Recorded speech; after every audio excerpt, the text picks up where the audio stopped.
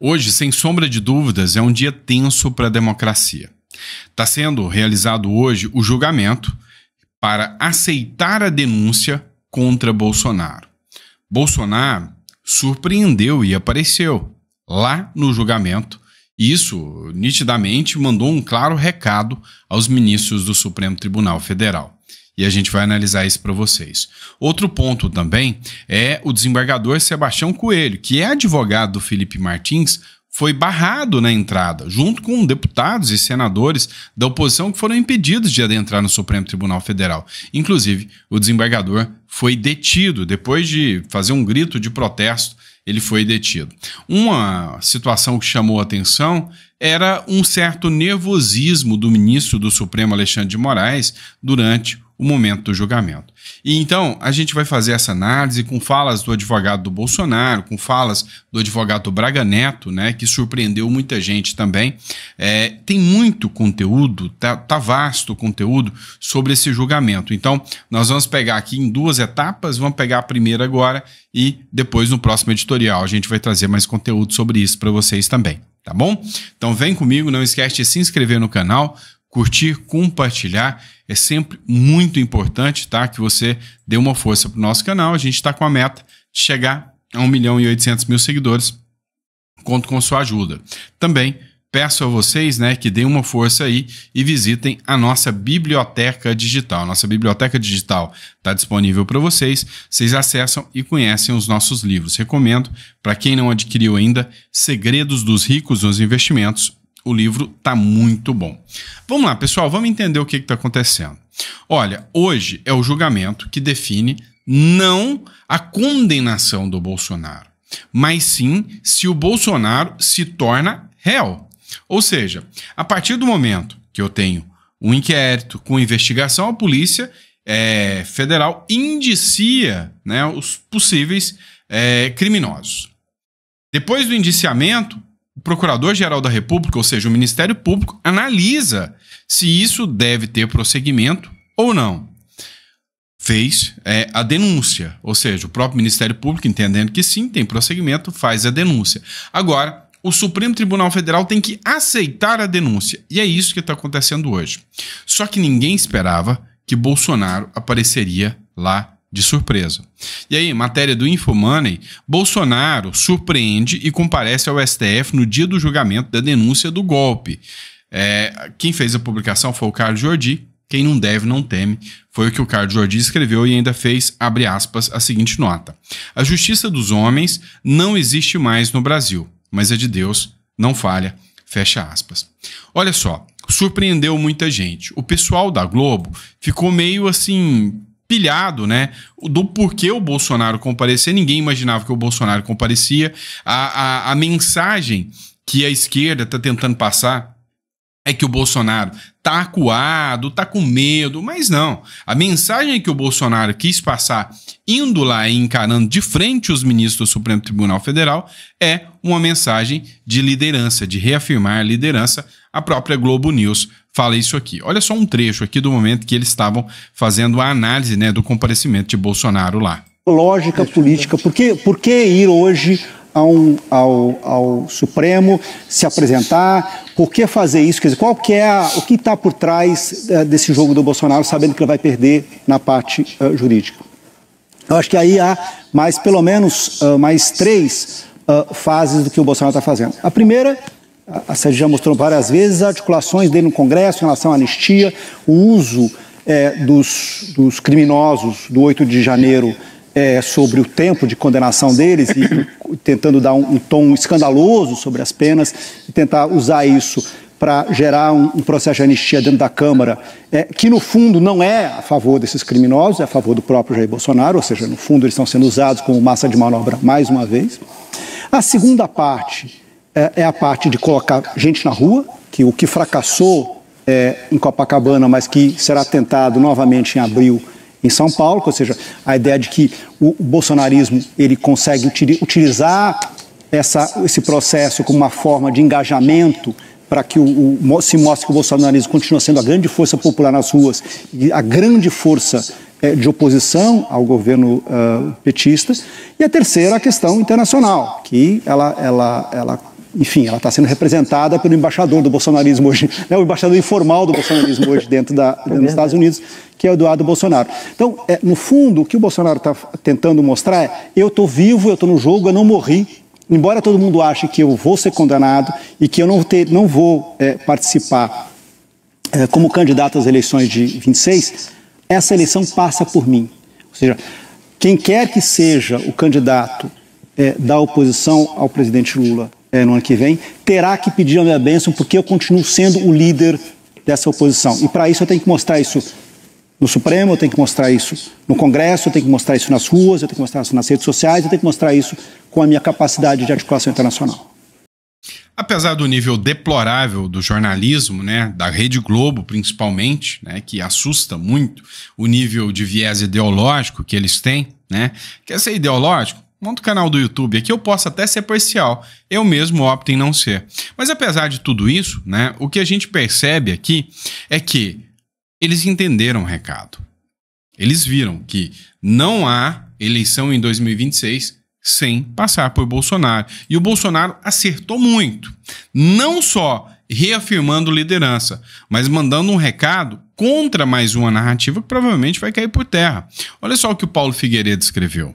Quer dizer que o Jair Bolsonaro está assistindo o próprio julgamento em pessoa, olhando na cara dos seus carrascos de cabeça erguida?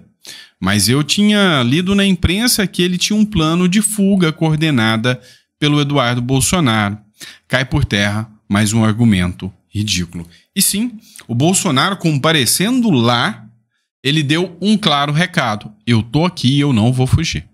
Eu tô aqui e não vou fugir. Ontem, no podcast do Vilela, né, o próprio Bolsonaro chegou a falar: não, se eu for preso, em 30 dias eu vou estar morto, mas eu não vou desistir. E olha só, o que eu considero uma reviravolta importante aqui? Isso aqui. O Tarcísio de Freitas deu um importante comentário.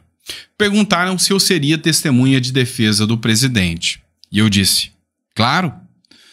Por uma razão simples. Acompanhei Bolsonaro ao longo da presidência dele. O Tarcísio de Freitas, que é governador de São Paulo, falou nessa segunda-feira que vai atuar como testemunha de defesa do Bolsonaro no inquérito que investiga essa suposta tentativa de golpe. Ele disse o seguinte, abre aspas: acompanhei Bolsonaro ao longo da presidência dele e, de certa forma, tive o privilégio de ser um dos ministros mais próximos dele, declarou durante a entrevista. O governador também reafirmou a lealdade ao Bolsonaro e disse que o Bolsonaro pode contar com ele para o que precisar. O Tarcísio, que de certa forma está sendo fritado, né, por algumas falas em aproximação, né, ao próprio TSE. Agora, o que mais chamou atenção, o que mais deu repercussão foi a detenção do Sebastião Coelho.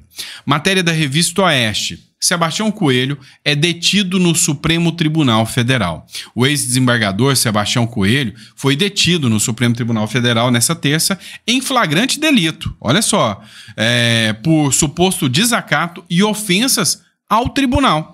O presidente do STF, Luiz Roberto Barroso, determinou a lavratura de um boletim de ocorrência sobre a situação. O Sebastião Coelho, a gente acompanha muito o trabalho dele aqui, né? Assim, a gente vê que ele é um exímio conhecedor do direito, uma pessoa assim íntegra, uma pessoa ímpar. E o Sebastião Coelho, ele é advogado do Felipe Martins. Tá? E é ex-assessor da presidência, que era ex-assessor da presidência para os assuntos internacionais, o Felipe Martins, que teve aquela prisão amplamente arbitrária.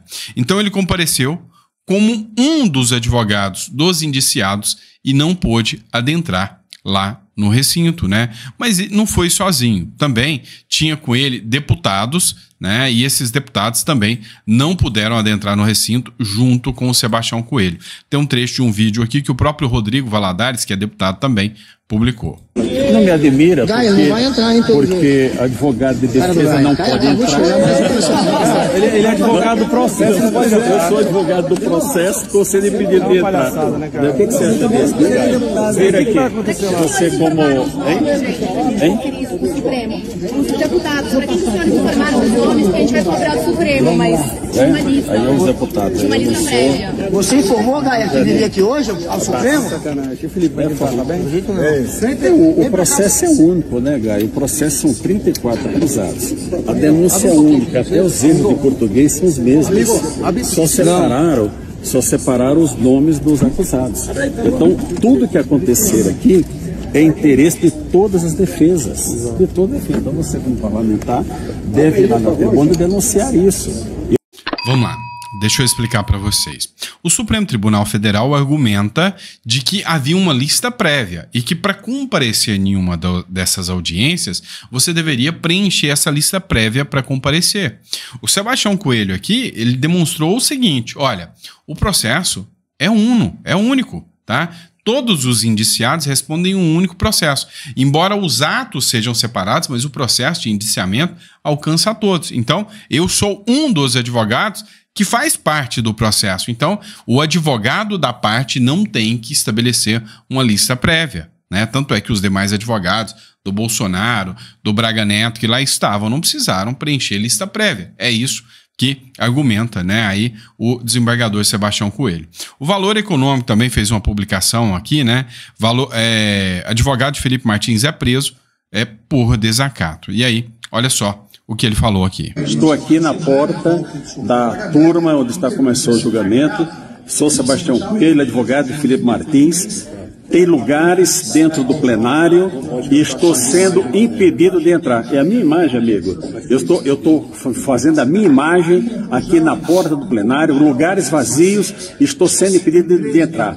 Doutor Beto Simonetti, advogado da OAB. Isso é uma vergonha o que está acontecendo contra a advocacia. E Vossa Excelência é responsável pela omissão que tem tido ao longo de todo esse arbítrio que está acontecendo aqui no nosso país. Eu estou denunciando para a nação que, como advogado de um dos principais acusados, ficou 6 meses preso, Felipe Martins, estou aqui com o doutor Edson sendo impedido de entrar na sala de sessões com lugares vagos, quando tem gente de movimentos sociais, como eles dizem, sentado lá no plenário. Isso é um escândalo para a nação brasileira. Eu estou denunciando, não estou ao vivo, vou descer e vou postar agora ali embaixo. E quero ver quem vai me impedir de fazer isso aqui. Isso é uma vergonha, isso não é um tribunal, isso é um tribunal de exceção para esse nosso país. E nós temos que dar um basta nisso tudo que está acontecendo.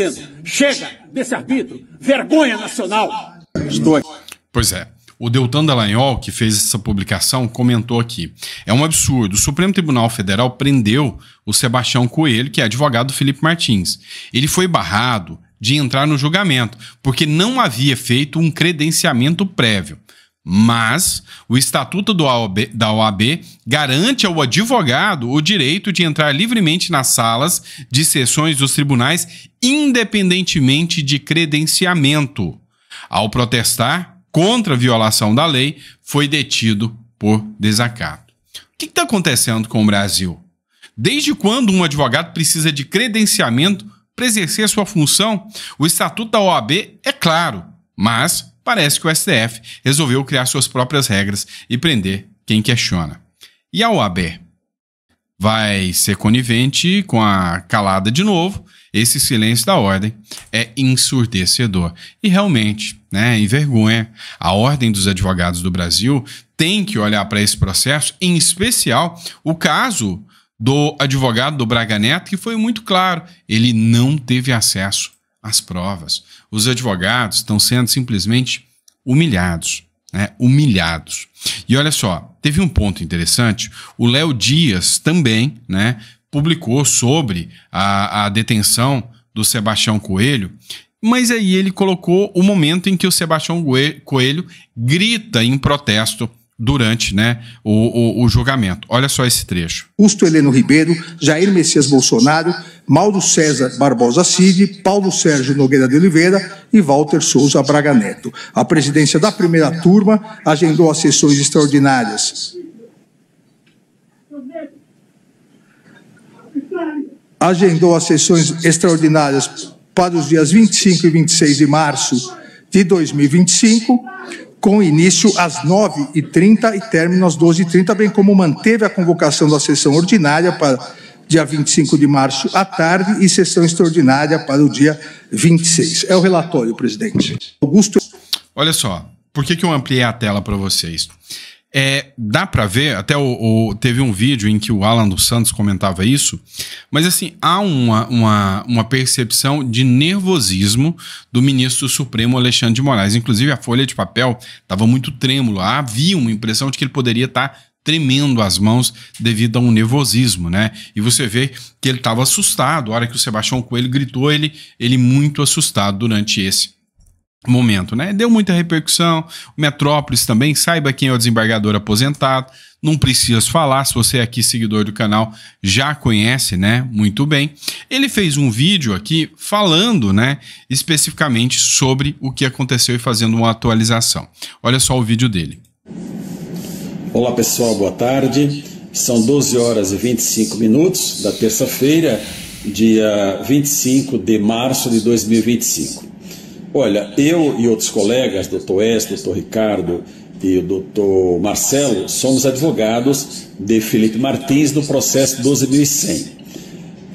No julgamento de hoje, com interesse direto do Felipe Martins, compareci juntamente com o Dr. Edson para acompanhar a sessão de julgamento, por ter um interesse direto. Chegamos lá 20 para as 9, 8h40. Mais de uma hora de antecedência do início da sessão. Foi colocado que eu não estava numa lista. Falei, mas eu não preciso de lista, eu sou advogado no processo.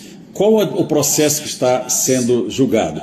Processo 12.100, que tem 34 acusados. A pessoa da portaria prontamente compreendeu, anotou os nossos nomes e fez os devidos contatos e ficamos aguardando. Mas tem um antecedente. Por cautela, ontem nós ligamos para a secretaria da primeira turma, onde o processo está tramitando, e tratamos com o servidor Paulo. É isso, né, doutor Edson? Sim. Servidor Paulo. E, senhor Paulo, só para esclarecer, não precisa peticionar, porque todos os advogados da petição, que é o processo 12.100, dos 34 acusados, estão liberados, evidentemente. Aguardamos o máximo possível, até que eu estava lá já 1h20. Então eu quero rechaçar essa notícia de um jornal que disse que eu cheguei atrasado. Isso é mentira. Nós chegamos 8h40 no Supremo Tribunal Federal. Pois bem, quando eu estou falando com a imprensa, uma repórter diz, olha, a sessão começou, já tem 7 minutos. Eu prontamente encerrei e fomos para a entrada do prédio e realmente fomos levados até a segunda turma, onde tinham as cadeiras vazias. Mas aqui não é sessão de julgamento, não é? Enfim, tivemos uma estratégia e eu consegui chegar na porta da primeira turma.